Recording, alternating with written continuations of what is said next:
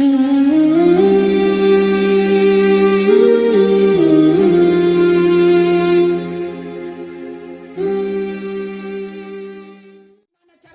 Yuk bangun sholat tahajud, minta kepada Allah. Sholat tahajud 40 malam berturut-turut. Karena ada hadis menjelaskan, siapa yang bangun sholat malam 40 malam berturut-turut, Allah malu tidak mengabulkan doanya.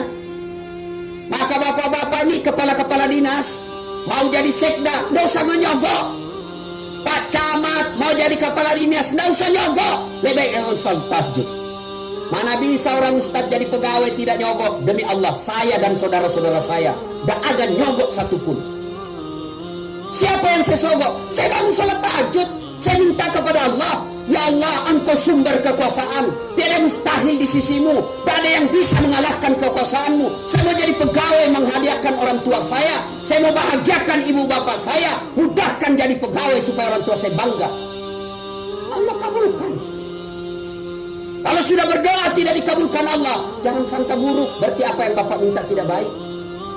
Daftar polisi, sudah lari tiap hari, push up tiap hari, perut sudah kecil, daftar tidak lulus, berarti bukan polisi yang baik buat kau. Sudah daftar kiri kanan pegawai negeri, sudah kursus, sudah ikut salat tahajud, sudah bertolak bala dengan sedekah, sudah bersilaturahmi, tidak terpilih, berarti bukan di situ yang baik. Allah tahu mana yang baik. Saya 2014 ikut Pilwali Makassar, Pak. 10 pasang calon, kalah tidak, cuma yang menang lebih banyak suaranya. Belum tentu saya kalah, tapi ternyata Allah tahu 2014 bukan di situ yang terbaik buat kau Dasar. Kalau kau cuma jadi wali kota, kau cuma di Makassar jago dalam kandang. Kau jadi ustadz kondang, keliling kemana-mana, sampai ke Merangin, sampai ke sedulur-sedulur. Piye kabare? Api, ini bubis. Alhamdulillah, saya daftar tentara, tidak lulus. Kenapa? Ceper. Nggak cukup tinggiku. Saya protes, ya Allah, kenapa kau tidak jadikan saya tentara? Saya mau bela agama Allah. Saya tidak lulus. Kawan saya lulus jadi polisi. Sekarang dia sudah 1 bunga di sini, Polda Sulbar. Di Polda Sulbar dia tugas reserse, pakai baret merah. Saya lulus jadi ustadz, pakai baret putih. Tapi alhamdulillah dengan baret putih saya pakai, mulai baret hitam sampai baret merah saya ceramai kau semua. Terima kasih yang terbaik. Yuk, bapak-bapak, kepala dinas, pegawai, jangan nyogok.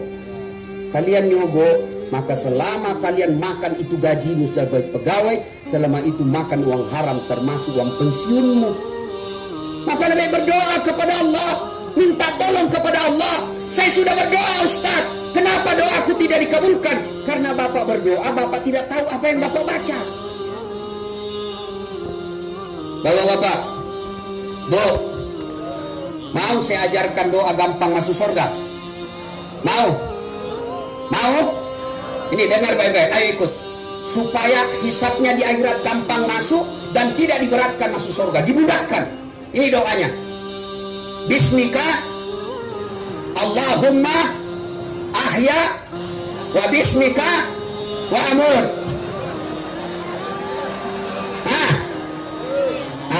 Itu namanya beleng-beleng. Lain di mulut, lain di hati. Kenapa dia tidak dikabulkan doanya? Karena bapak doanya mau masuk pegawai negeri, tapi bapak baca doa minta jodoh. Bingung malaikat. Makanya ketika berdoa tidak harus pakai bahasa Arab. Daripada bapak bahasa Arab tidak tahu ngerti, tidak paham, maka lebih baik bapak bahasa Bugis, bahasa Jawa, bahasa Sunda, bahasa Indonesia. Boleh, bahkan boleh bapak berdoa begini, ya Allah, Engkau sudah tahu apa yang ku mau, kabulkan. Selesai.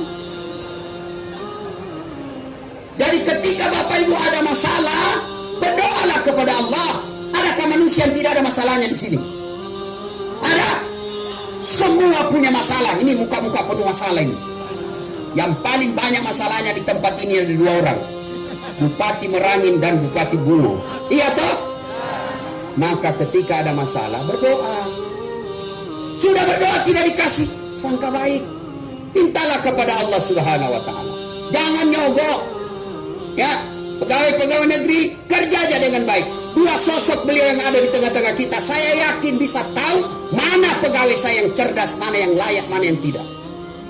Bisa ditahu. Nah, banyak lagi macam-macam muka pada saat itu. Dan seluruh barang-barang yang pernah kita ambil ketika itu disuruh pikul sambil menunggu panggilan. Bayangkan Pak, Bapak yang pernah ngambil tanahnya tetangga, bikin pagar, dia serobot setengah meter, yang setengah meter itu nanti Bapak disuruh pikul sambil menunggu giliran.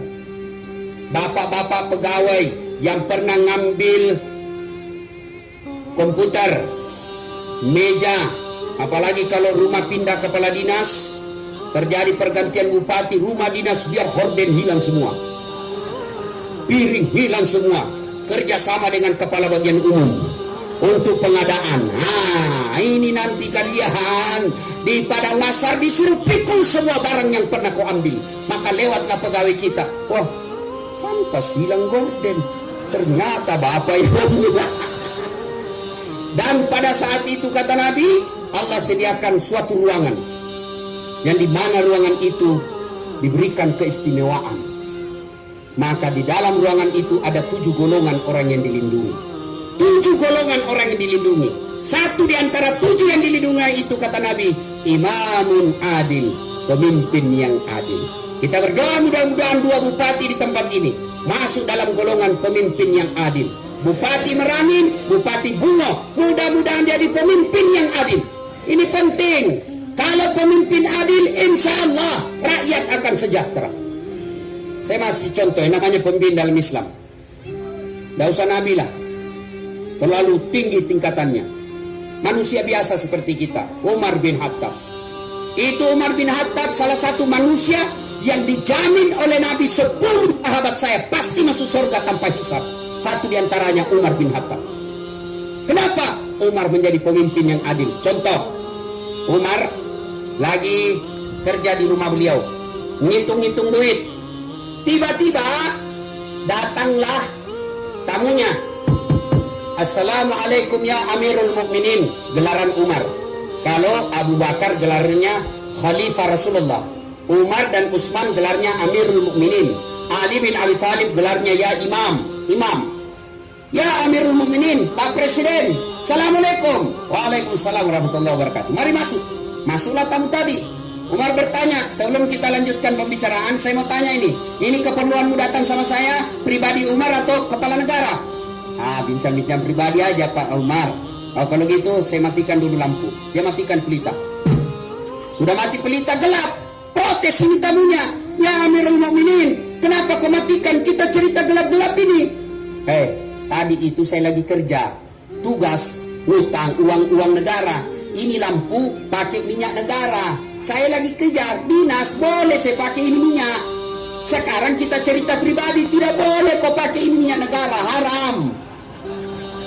Kalau 2 bupati mengamalkan ini kepada pegawai-pegawainya, maka tidak ada lagi plat merah berkeliaran untuk pengantin. Lagi Umar lagi belusukan, tapi tidak seperti sekarang. Kalau pejabat belusukan bawa wartawan syuting, Umar malam belusukannya. Ketika jamaahnya pada tidur, rakyatnya pada tidur, Umar belusukan. Dah besoknya Umar lewat di satu desa, ada ibu-ibu masak batu dia masak ibu dalam panci. Umar lihat, ibu kenapa masak batu? Dari tadi anak saya nangis. Dan ini ibu tidak tahu siapa yang datangi. Kenapa ibu? Dari tadi anak saya nangis lapar. Maka saya masak batu ini, dia tunggu. Mudah-mudahan dia lihat saya masak, dia tertidur. Supaya dia berhenti nangis, karena dia pikir ibunya lagi masak. Kata Umar, kau tipu anakmu. Dia tidak tahu itu apa gunanya itu Umar. Tidak tahu ngurus negara, kami ini kelaparan. Padahal Umar dia temani cerita. Lalu Umar berkata, oh begitu. Umar bergegas pulang ke rumah jabatan bupati kalau sekarang. Dia pikul itu gandum. Aslam ajudannya berkata, Pak Bupati, biar yang saya pikul itu gandum. Kata bupatinya, apa? Kau mau pikul dosaku? Kasih tahu itu ajudannya, Pak. Dia pikul sendiri. Datang ke ibu kembali. Dia masak dengan Umar sendiri yang masak. dia ambil, dia masak, dia aduk, dia suapi anaknya. Lalu ini berkata, baik betul kamu ya, tidak seperti Umar. Kau mau dapat gandum? Iya, kau datang besok ketemu Umar ya. Besoknya ketemu